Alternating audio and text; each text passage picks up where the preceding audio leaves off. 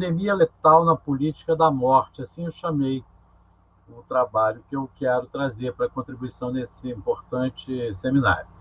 Bom dia a todos e todas, um prazer estar aqui.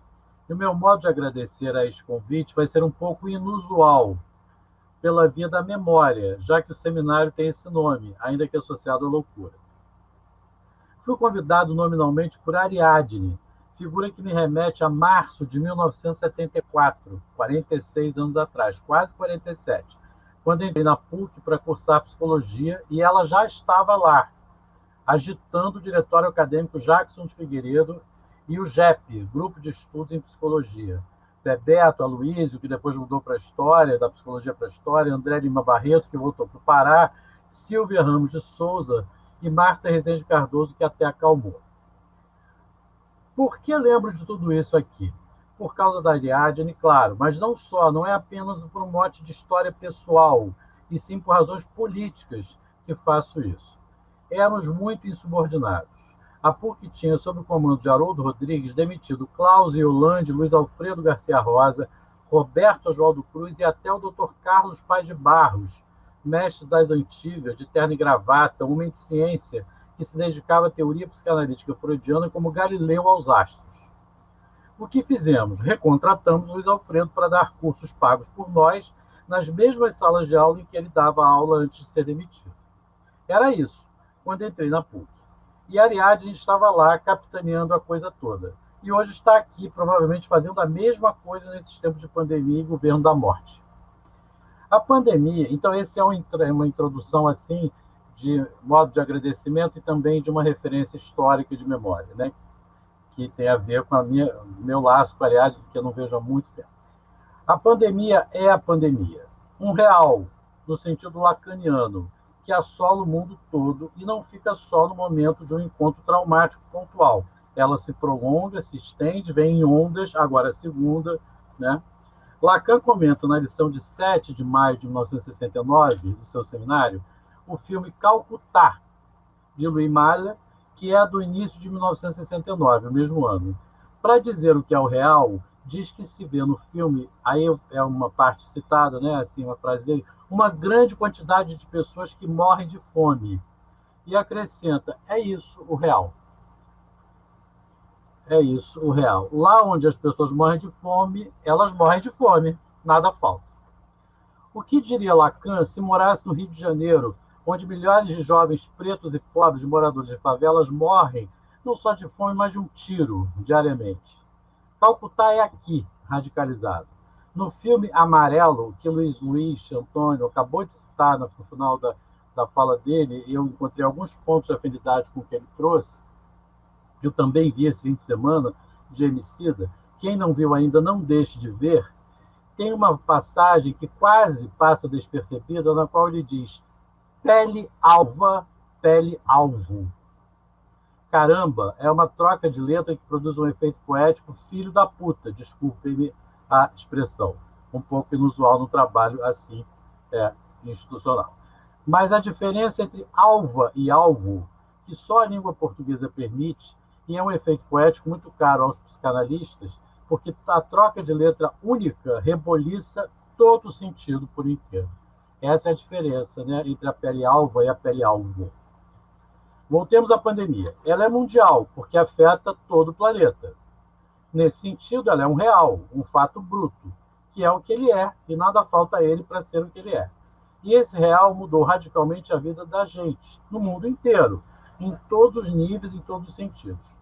E ela é também letal, mata sempre na casa das centenas de milhares mundo afora. No Brasil, já matou 180 mil pessoas, uma cidade inteira de médio porte do sudeste brasileiro. Isso, por si só, já mostra que, embora, como fato bruto, ela seja pandemia, é de todos, ela não é indiferente aos diferentes contextos em que acontece. Isso foi muito assinalado pelo Luiz Antônio, eu acho muito bom, porque dialoga esse ponto novamente com o trabalho dele, né, que me precedeu, porque ele deixou isso muito claro, como ele disse que era a ênfase que ele queria dar à comunicação dele, que a pandemia não afeta de um modo, né, equânime as pessoas. Então, ela é um real, por um lado, mas ela vai atravessar todo um contexto que não é real, é simbólico, é imaginário, é político, é ideológico, é econômico e tudo mais, né? Então, ela não é indiferente aos diferentes contextos sociais em que acontece. Isso não é um problema imunológico, mas social. A pandemia é muito diferente para quem precisa trabalhar no trem, no BRT e no ônibus cheio, e para quem pode trabalhar de casa, com excelente internet. Ela é diferente para crianças que estudam em escola pública e privada, para os professores de umas e de outras dessas escolas, para os usuários da rede de saúde mental e do SUS em geral e para quem usa planos de saúde. No Brasil, das desigualdades que só aumentam até o seu esgarçamento, a pandemia não é de e para todos igualmente, de modo algum. Além disso, para além desses efeitos profundamente diferenciados, esta pandemia se inscreve no nosso país, na nossa experiência de brasileiros, em um outro contexto, o da política da morte. Essa mesma que faz com que o número de mortes pudesse ser significativamente menor do que 180 mil, por exemplo, e que o real das mortes, que não é só de fome, como em Calcutá do filme de 69, não tivesse vez nem lugar. Fala-se muito de pandemia e pandemônio, porque o jogo de palavras é convidativo. Mas quero dizer que o que este governo vem fazendo há 2 anos e que já se preparava neste país há 5 ou 6 anos, desde o golpe de 2016, mais concretamente, há 4, mas, na verdade, num processo que começou em junho de 2013, nada tem de descuidado, desordenado ou caótico. O pandemônio é planejado, a ilegalidade é calculada e pactuada com os representantes da lei, entre muitas aspas.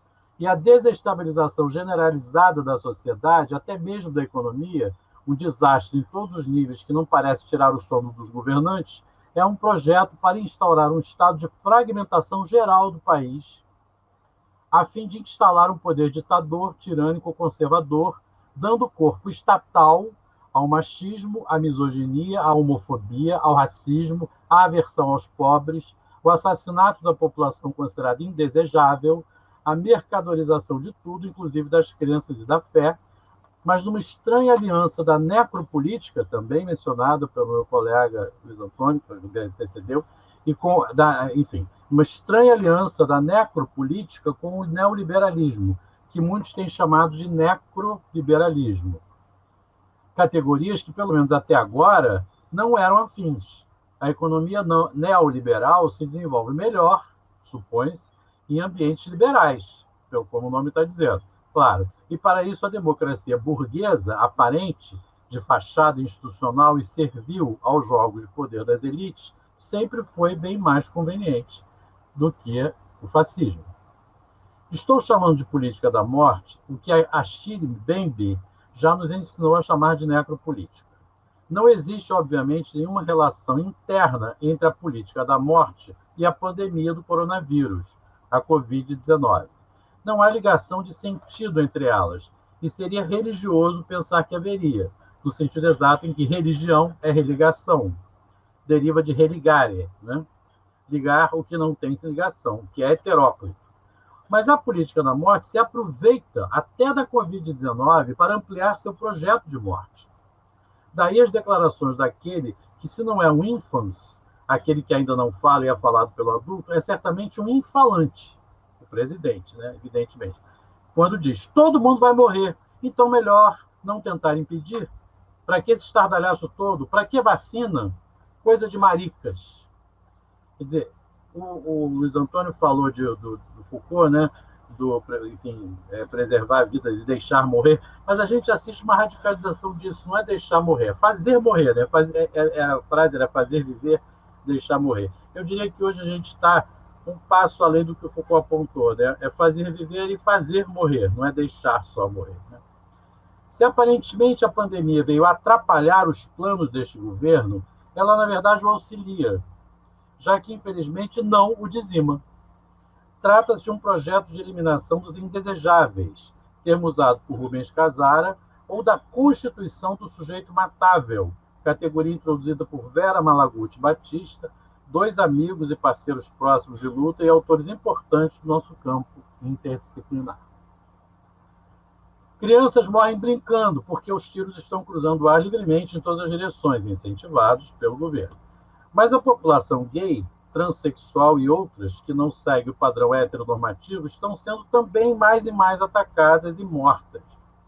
As mulheres também estão sendo mais e mais assassinadas. E agora paira a ameaça de que os que sofrem mais do que deveriam, os chamados loucos, possam recomeçar a morrer também, com a proposta do retorno do manicômio e das práticas mais obsoletas e violentas, mascaradas com o estilo anestésico da tecnologia do século XXI, seja da morte física, seja da morte psíquica, ambas reais. Falo assim, ameaça, eu falei assim, né, que é uma ameaça, que possam recomeçar a morrer, proposta de retorno ao manicômio, eu temperei assim porque, neste caso, a devastação não é fato consumado, pois a reação do campo da saúde mental veio forte, a jato e vastíssimo. Em 5 dias, 3.000 pessoas já estavam mobilizadas na frente ampliada em defesa da saúde mental, da reforma psiquiátrica e da luta antimanicomial. Tenho certeza de que quase todos vocês estavam no sábado na Assembleia Geral. Eu também estava, e coordenei um grupo de trabalho que escreveu um texto que deve estar saindo por aí sobre a radical ausência de cientificidade dessas propostas da ABP, Associação Brasileira de Psiquiatria. Mas esse é outro assunto no qual, contudo, eu não poderia deixar de tocar.